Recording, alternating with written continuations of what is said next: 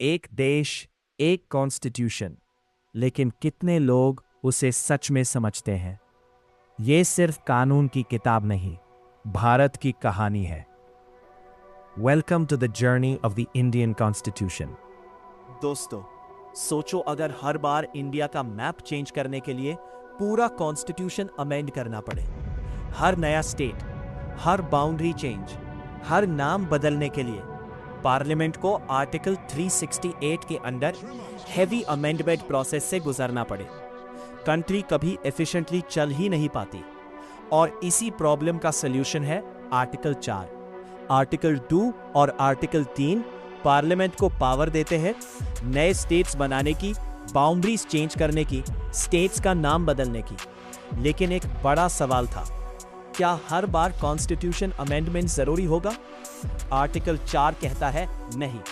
Article 4 एक smart constitutional shortcut है। यह बोलता है जब पार्लियामेंट आर्टिकल 2 या आर्टिकल 3 के अंडर लॉ बनाएगी तो उस लॉ में कॉन्स्टिट्यूशन के फर्स्ट शेड्यूल और फोर्थ शेड्यूल में रिक्वायर्ड चेंजेस ऑटोमेटिकली किए जा सकते हैं। और सबसे इंपॉर्टेंट बात, ये कॉन्स्टिट्यूशनल अमेंडमेंट नहीं माना जाएगा।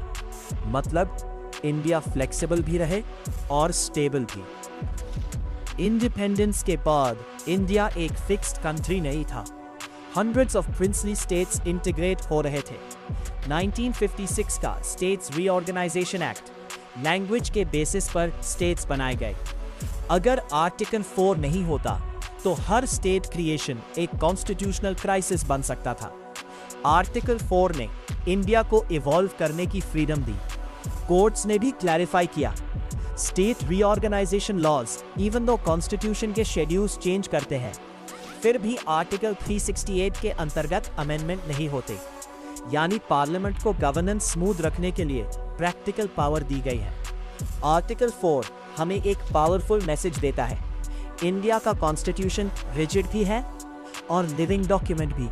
चेंज पॉसिबल है, लेकिन कंट्रोल डेमोक्रेटिक प्रोसेस के थ्रू।